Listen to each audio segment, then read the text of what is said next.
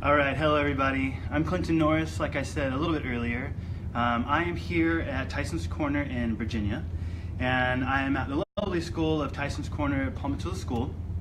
And I've had just a wonderful past 2 days with the Paul Matilda School staff at Tyson's Corner. And a good friend of mine, Aaron Johnson, and I have been talking a little bit about me doing a Privé Live. This is my second time on Privé, so thank you very much to Aaron Johnson for allowing me this opportunity. To Laurent and just the whole Privé team for being so awesome to me all the time and allowing me to share a little bit of free knowledge. So today I have Relly here. She is a Paul Matilda School future professional, and she gave me a little bit of freedom with her haircut today. She has a good amount of hair, has a little bit of nice wave to it, so I believe if she has a kind of hair that everybody wants. So if she didn't do anything to it one day, it might have a little bit of a wave or a curl where she will kind of seems like it's effortless, but at the same time still going to look like a pretty wave or a curl to it. So I've done some pre-cutting, so let me show you what I've done here so far. So I did a square line, so a line that's completely balanced from front to back here at the perimeter. Pulled everything down to section 1 and cut that completely flat around the head shape.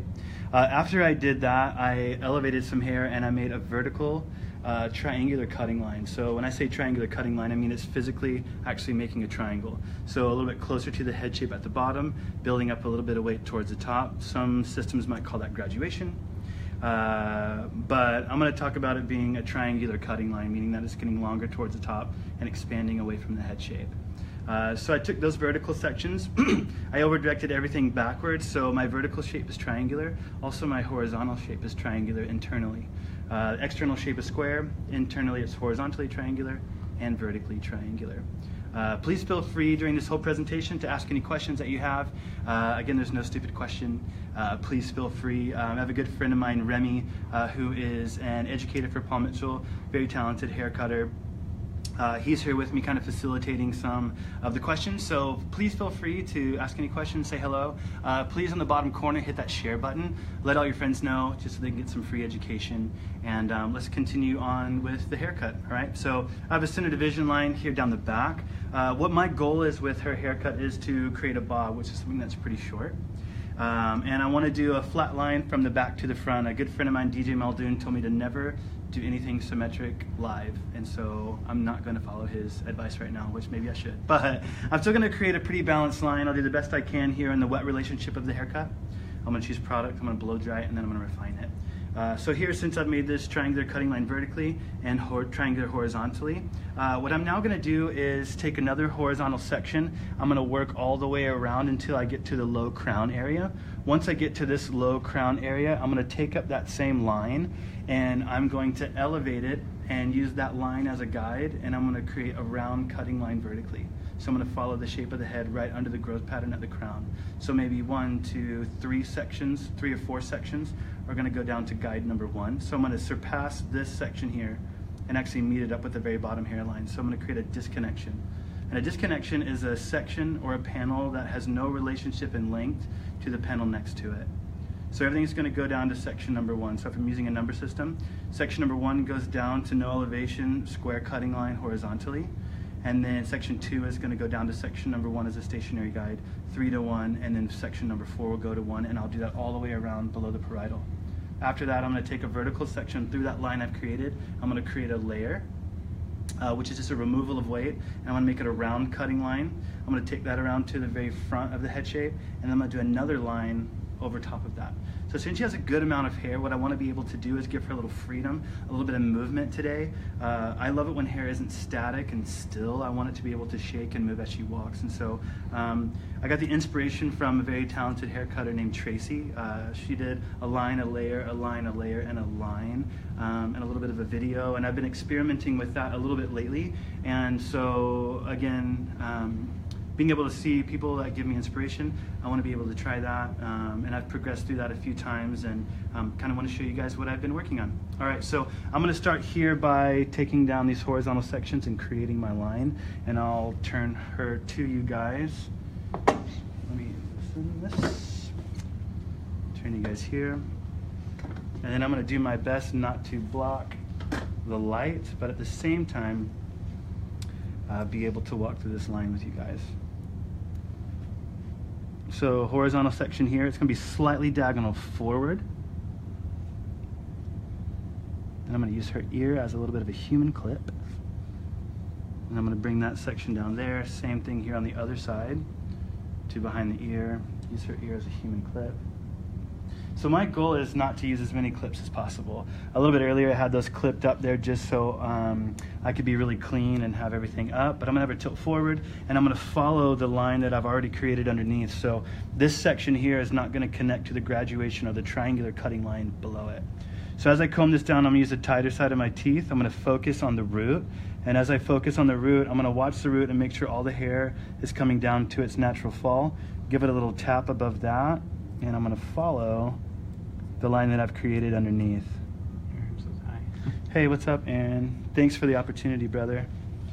And then I'm gonna tilt her a little bit to the side as well. I already have my cutting line and I know it's balanced, so as I walk through this, I can turn her head any way that I need it to be. And that allows me to know that I'm still cutting pretty flat and pretty square.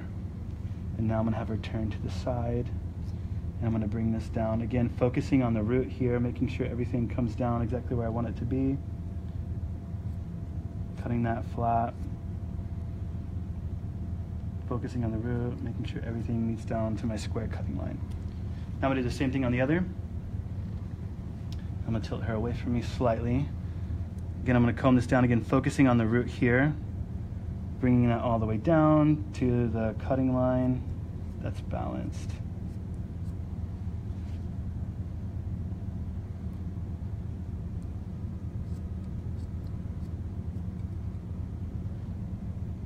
All right, next section, I'm doing the same thing, so another horizontal section. Bring that down. I'm gonna work as clean as possible. Working clean has been one of my journeys lately.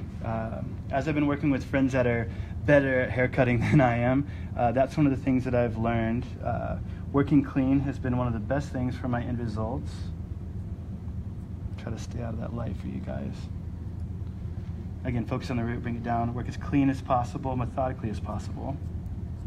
The reason I'm doing something that's kind of challenging for myself is I know that like a straight line doesn't happen on accident. I know our scissor, you know, is straight, so if I were to close my scissor, it's gonna make a straight line, but at the same time, those kind of things don't happen by accident. A really messy haircut sometimes happens by accident and you just so happen to fall in love with it, but what I wanna be able to do is to recreate something that, you know, doesn't happen by accident.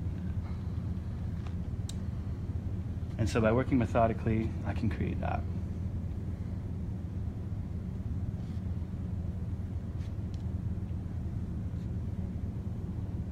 And so from previous haircut, just a few of those are reaching down here to the line, focusing on the root, and then cutting that into place.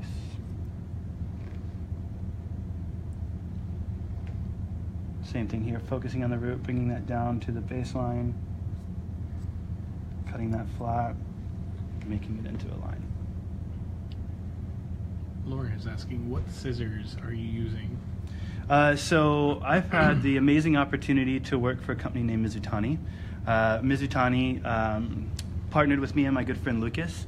Lucas and I started an independent cutting education program, and we wanted to give people the tools that they could use. So when we finished a class that we taught them, if it was focusing on bobs or elements of hair cutting, we wanted them to leave with the same tools that we were using. So specifically this scissor, with those classes that we teach, I believe we have 4 coming up in 2018. And they get a scissor with the class, and we kind of custom made this with Mizutani. We took one of their blades, made it a little bit pointier so it has a little bit more control to the very ends of the scissor here. We put our little Varsity Education logo on it. We chose the handle of the scissor, and then we put a straight tang on it. So this is our custom scissor. Mizutani doesn't make this scissor. We're the only ones that have it, or the people that have taken the class in 2017. And so we're very excited about this upcoming year and what we have with Mizutani. I exclusively use those scissors, and Kiyoshi and his wife Alana have been phenomenal to me. So those are the scissors that I use and that I'm using for this specific haircut. Good question, Lauren.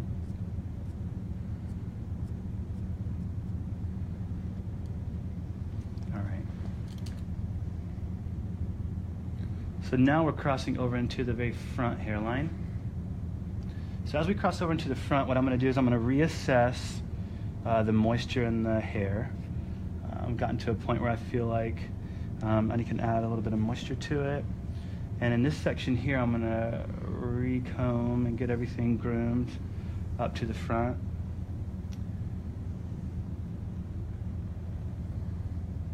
I just want to make sure I can be as clean as possible. Now I'm going to throw a clip in here. I'm at the very front hairline, and I want to be able to have, again, the same amount of control that I did over everything else. I'm going to take some spray from Davines. It's called Day Day Mist. And I'm going to go through, add a little bit of moisture to the hair. I'm going to try to not spray her in the face. I can't promise anything. Add a little bit of moisture as I work. I love using Day Day Mist as a cutting lotion or something to hydrate the hair. Makes the hair stay a little bit more hydrated than water does and gives it a good amount of moisture to prep it also for when I blow dry. So I'm going to rotate her a little bit. I'm going to tilt her forward. I'm going to add in all these little bits here. And I'm starting to get to where there's an irregularity in growth pattern. So this is where I'm going to actually stop my sectioning, I believe. Bring this down to where it naturally falls, controlling that in my comb. Making that square line there. Again, I'm going to rotate here.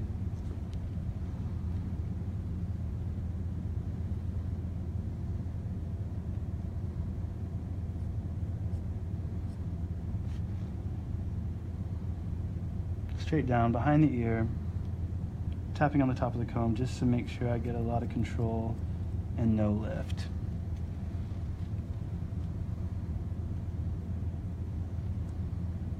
So we'll see a little bit of straggler. I'm going to go ahead and add that in as we work. And now the tricky part is going over the ear. So I've never really had a lot, I know we talk about this a lot, but I've never really had a lot of trouble with the ear actually protruding so much that it actually messes with my line. But what I can do is I can overstretch the hair over the ear and make it to where there is a protrusion. Now, Relly doesn't have like a lot of protrusion with her ear there, which is great news. But at the same time, I want to be able to control this to natural fall as much as possible, so it doesn't have any kick or any extra movement in the haircut. So as I lower this down, I'm going to let that fall naturally. So I'm not going to overly comb that area. I want this to sit actually where it would naturally fall. I'm actually going to tap so it can move around the ear above and below. And then I'm going to start adding this in. And I'm going to work up into the front. Now again, right in front of the ear here, combing that down to where it has natural fall to it. And adding that little bit in there as well. So if you see, I've used a diagonal section. Making the section diagonal allows me to work with a lot greater density in the back, less density here in the front. So I'm actually going to straighten out my section now. I'm not going to take any more from the back, but I'm going to add a little bit in from the front. Combing all that down from the front hairline. Making sure I get a lot of control out of that. And then clipping. So if you guys are new to me as an educator, if you go on social media to Instagram, you can follow me at Clinton Cuts Hair. That is all I do. I don't color hair. I don't perm hair. I don't really style hair. I actually just cut hair. From the beginning of me being a hairdresser, that's all I've really done. And I kind of somewhat take pride in that. I know a lot of people talk about, just being a hair cutter isn't a hairstylist, and that's absolutely true. I'm not a hairstylist, I'm a hair cutter. And I'm proud of that, and I dove head first into hair cutting from the very beginning of my journey. And again, like I said, I'm very, very proud of that. You're good. I'm very proud of that, and absolutely love hair cutting. I've been hooked on it ever since I started my hair journey, and it's still one of those things that I've done. I've done hair cutting longer than I've done anything else, and so again, I'm very proud of that journey, and I want to be able to continue that. So now, choice of length is absolutely the most important thing. It's everything I believe in a haircut. So what I've done is in my choice of length, the things I find really pretty about Relly is a corner of the mouth here. So she has like a little bit of, when she smiles, she has like a little kind of dimple there. And so what I did, not to embarrass her, but I want that line to draw attention to that specific area. So what I did is I made that line connect all the way into that. And so I chose that specifically for Relly here. So I'm gonna leave this here because I'm gonna create a line on it here in a little bit. So I'm gonna have this stay, and I'm gonna create a line on the other side.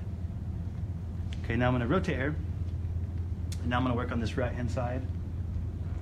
I'm going to tilt her a little bit here, and then I'm going to start working and then adding in each section and product as well.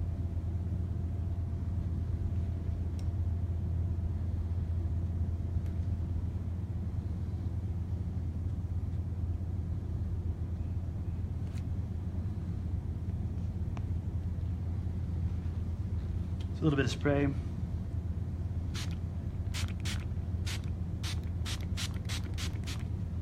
Just give it a little bit of hydration to it. And coming down with the same amount of control I did previously. And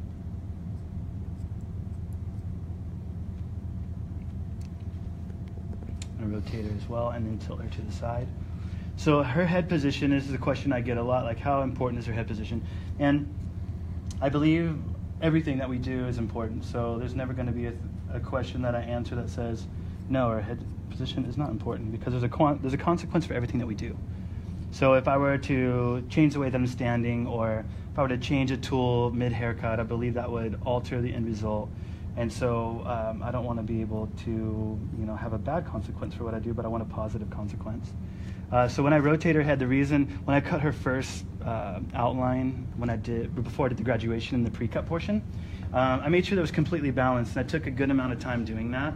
Once I did that, I then had the ability to have a lot of confidence that if I follow that, then her square line is going to be balanced and kind of meet up with the corner of the lip line in the front.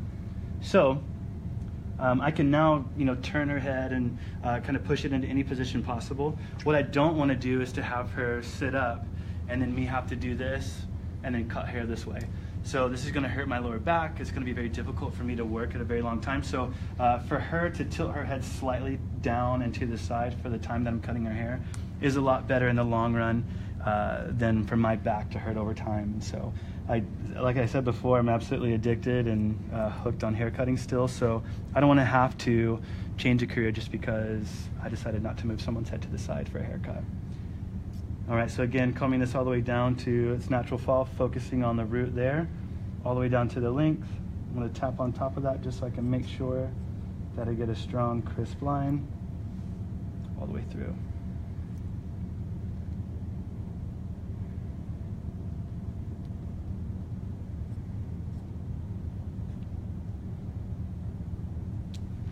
All right. Now as I get to the top here, straighten out my line slightly. And we're going to bring that down to the length. She has a little bit of color here in her hair. It's blue. I love it. It might still be a part of the haircut story for a little bit.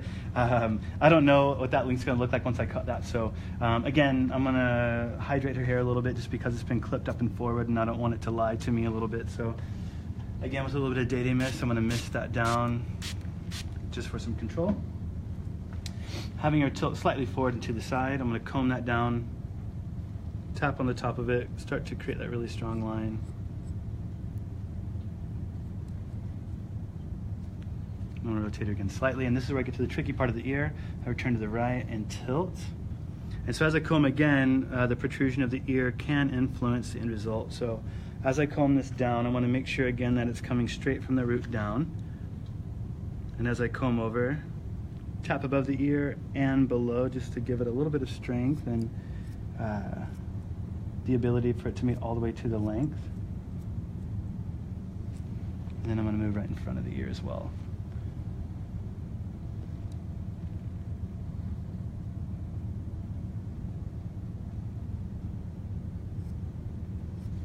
And making this as flat and as square as possible. One of the things I do like about this scissor, and one of the major things that I'm into, is having a flat tension screw. So it allows me to kind of push past some of those portions to make it extra straight. This is a 5-inch scissor, so sometimes it is difficult to get something that's a little bit more of a stretch to cruise through if I do have a tension screw on it. So when I make a choice of scissor, a lot of times I want it to not have a tension screw, especially in a shorter length. Benefit of a tension screw is that I can adjust as I work very easily. But in this scenario, having that is more important to me. Valerie's asking, where are you located? Hey Valerie, thanks for the question. I live in San Diego, California. So that's where my home is. I work in San Diego. I'm also a salon owner in North County, San Diego. And so that's where I reside. I do travel for Paul Mitchell schools, and I do education for them, and I'm a part of an advanced education team that allows me to go to a lot of different places in the U.S. So it's very exciting, and I'm very proud that I have the opportunity to do that. So here's my square line. All right, Valerie, again, thank you for the question. So I'm gonna lower her a little bit.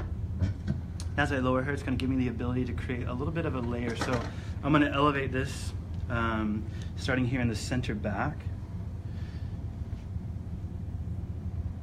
And so I'm going to tell you guys how I make a choice of length, because that's the most important. Choice of length is everything in a haircut. If I make this too short or too long, it's going to, again, have a bad consequence for the end result. I'm going to use the tight side of the teeth of my comb, and I'm going to elevate this 90 degrees from her head shape, and I'm going to let a little bit of that line drop out. So do you guys see that there, where that little bit of a line dropped, filled in some of that density? And I'm just going to take this top little corner off right here. So first cutting line is going to be round, so it's going to match her head shape here.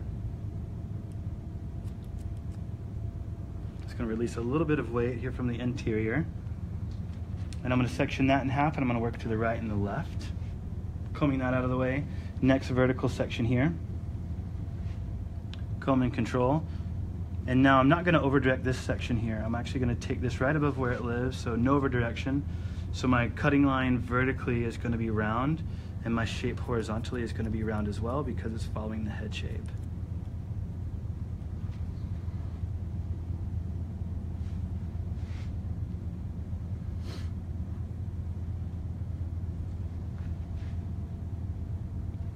Another vertical section here. Comb and control that out of the way. Again, no over direction. So I'm not going to pull the section backwards towards me or push it away from me. I'm actually just going to cut it right where it lives. Remove that little corner of weight here.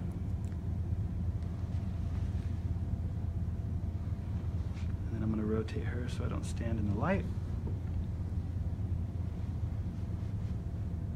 So again, the reason that her head position can move and change as I cut her hair is because I'm focusing on the root. I'm not focusing on any kind of arbitrary ethereal plane out here in space that I'm looking to cut. I'm actually looking at bone structure. So looking at her root, it's letting me know how high I'm elevating the hair, and that I'm replicating the same amount of elevation each time that I work.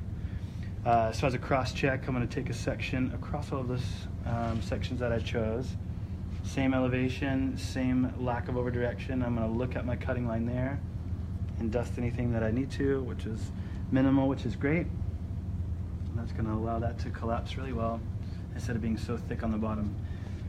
Now, this is where I'm going to start over directing slightly. So right behind the ear where the hairline starts to get weaker, if you can see here, here's where the hairline starts to change, and there's a lack of density behind the ear here. So as I get here, this is my last section of no over direction. So this is going to come straight out from where the hair lives. Again, focusing on the root.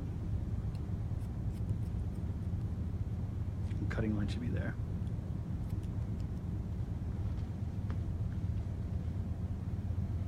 Perfect. Sectioning that in half, combing for control, getting that out of the way so it's very clean.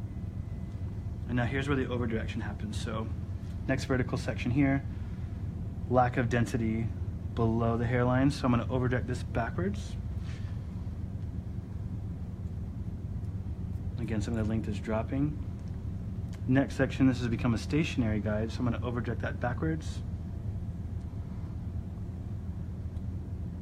And this is minimal that I'm taking off here. I'm going to condense this front portion because I don't believe really anything, if much or if anything, is going to reach.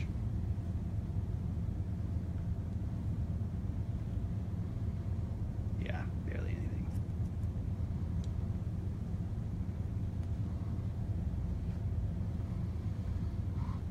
Okay. Next, I'm going to work on the other side. I'm gonna have her tilt forward, and I'm gonna comb everything down, and again, go back to my original guide and start working here on the left. So I think this is my guide here.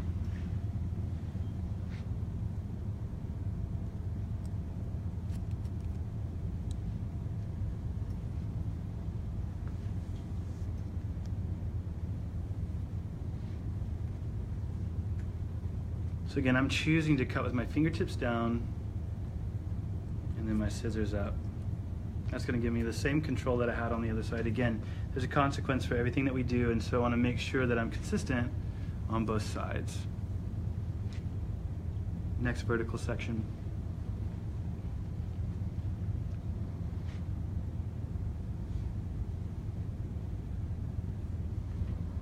So I know that I have a natural tendency to pull hair to where my body is, so just to take a little precaution so I don't accidentally overdirect the hair, I'm going to look at the root. That's going to tell me if the hair is moving on the root there or not. But also a little precaution that I'm going to take is I'm going to comb against the direction that I'm working. So if I'm on section number 4 and 3 is my guide, as I comb everything up and control it, my last comb is going to be away from me just to protect any kind of natural tendency that I might have to over-direct towards myself. Again, I'm not using any over-direction, so my horizontal shape here is still going to be round because it's going to be a true curve. So again, here's where my section is. Comb away from myself at the very last comb just to have the right amount of control.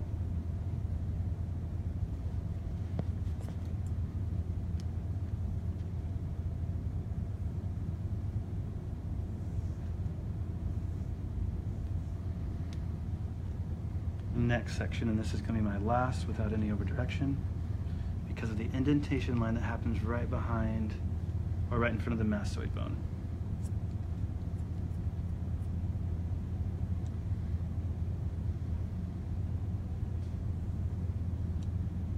So essentially I'm creating a layer,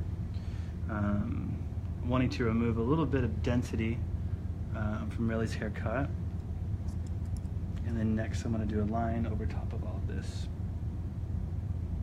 It's becoming a stationary guide, which means if I were to use a number system, I believe I was on section number 5, so 6 went back to 5, so 6 went to 5, 7 is going to go to 5, 8 to 5, 9 to 5, 10, all the way back to 5.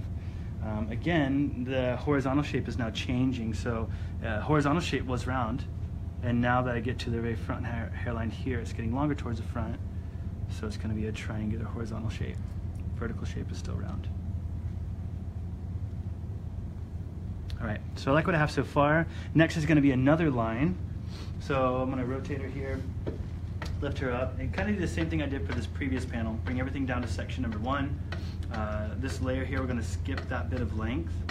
And skipping that little bit of length is going to allow, again, to be a third disconnection in the haircut.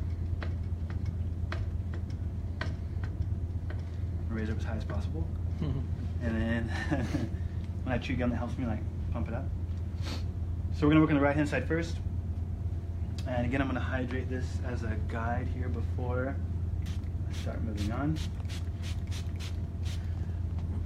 Giovanni asks, what makes you most excited about haircutting? Giovanni, it's a great name. What makes me most excited about haircutting, I believe, is each individual person that I work on has a different growth pattern. They have a different preference. They have a different story to them. I did a presentation this week on there's 2 sides to every story. And so being that there's 2 sides to every story, it's very cool to meet people as I work. So that's one of the things that excites me. I get to meet new people all the time, especially in the hairdressing world. It's a very social job. And so I like that about it. What keeps me excited about haircutting are honestly the people that I cut hair with. So I have the pleasure of working a lot with James Mold, Ben Crace, Aaron Johnson, Lucas Doney, and a lot of others. I have the great opportunity to work with them. And so every time I'm with them cutting hair, I learn something new. I'm able to put that into practice. And I mean, even the things I'm saying here today are because of the haircutters that they are, and they've allowed me to be in their like circle of friends. And So that's what I'm excited about, cutting hair with my friends, and then pushing me forward to be even better than I thought I could be. So I appreciate them. If you're the best one in the room, you're absolutely in the wrong room. So I make sure to try to surround myself with people that are better than me. That's what gets me excited about cutting hair still. When I think I've reached my max and my technical ability is as far as I can take it, one of my friends steps up and shows me something new, and it's very, very cool. And so I really appreciate them for, being the people that have helped me grow and learn new things. And yeah, that's it. Good question. Nancy asks, where is your shop? Hey, Nancy. That's my grandmother's name. This could be my grandmother right now. Hey, Grandma. Is her last name Creamy? No. Hey, Nancy. Not my grandmother, Nancy. My shop is in North County, San Diego. It's called Citizen Salon. So if you go on Facebook or Instagram, type in Citizen Salon. The actual city is Oceanside, California, but it's in North County, San Diego. So you can find that there. Follow us. We have some amazing hairstylists that work with us. One of them is named Ilsa, and Ilsa is phenomenal. She's a great hair cutter, great learner, and a great part of our team, and we're so excited to be able to work with her. And then a girl named Emily Bird, who is phenomenal at color, and she's been such a supportive piece of Citizen Salon, and we love both of them so much, and it's great to have them be a part of our world and be a part of our life, and we love what we do. We have the ability to do that just because of them, so we're excited. Okay. Yeah, thank you guys for the questions, and please feel free to hit the share button on the bottom. Let all your friends know that's free education.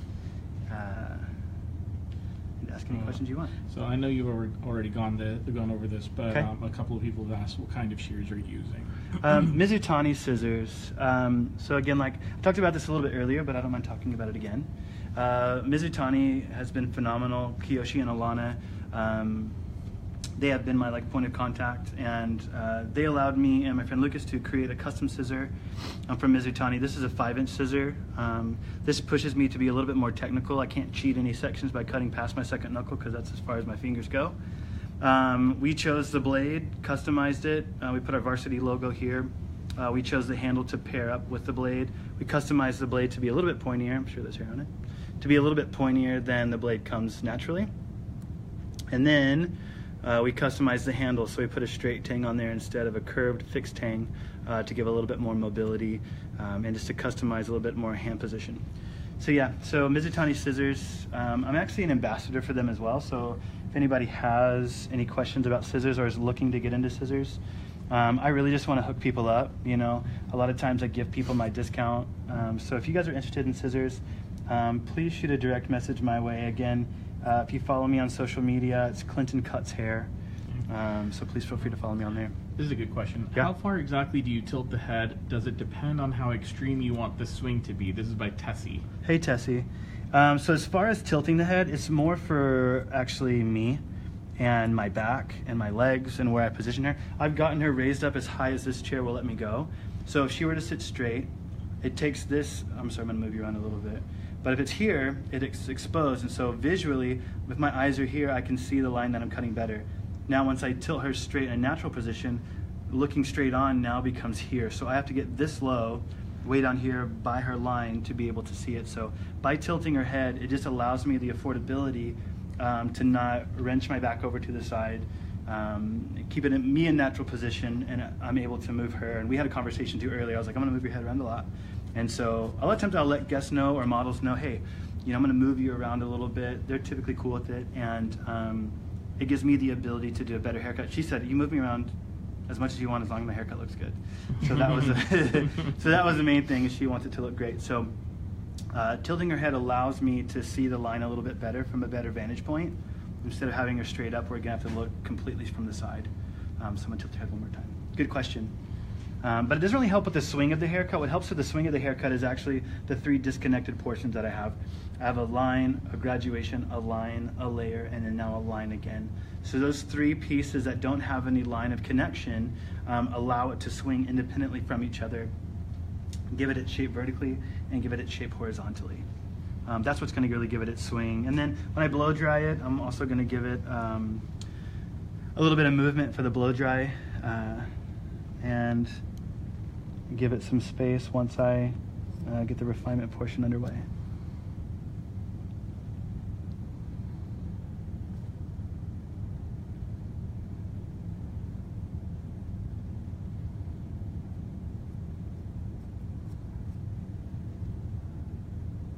A bit of freehand for those 3 hairs there. And then now I'm going to take down another section and I'm going to start hydrating this again because it's getting a little bit dry. How do you find balance for both points at the cheeks, left and right? Myrna is asking. Hey Myrna, so as far as balance is concerned, one of the things that I find is difficult is having complete balance on both sides. So I'm looking at her specifically as a model, choosing specific places from side to side. So if I'm looking at her and I choose a corner of her lip on both sides, even if her face, which no one is symmetric, but even if she is not symmetric or even close to symmetric, then it's going to be a visual balance on both sides. That's what I care about the most, is that it looks good on her. If I were to measure each hair, I don't really care about that. What I care about is that it visually looks the same on both sides. And I'm not putting too much weight into it right now. I know that when I blow dry her hair, I'm definitely going to have to go back in and adjust some things, so I'm okay with that. So visual balance is somewhat difficult, and I think that's one of the hardest things, but landmarks has always helped me. So any kind of landmark I can use, if it's corner of the lip, chin, shoulder, top of the shoulder, anything like that's going to allow me to have a little bit better of a visual balance than anything else. Good question.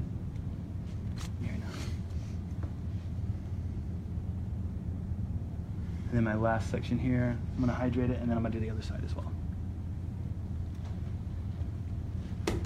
Oh. Dropping my day mist.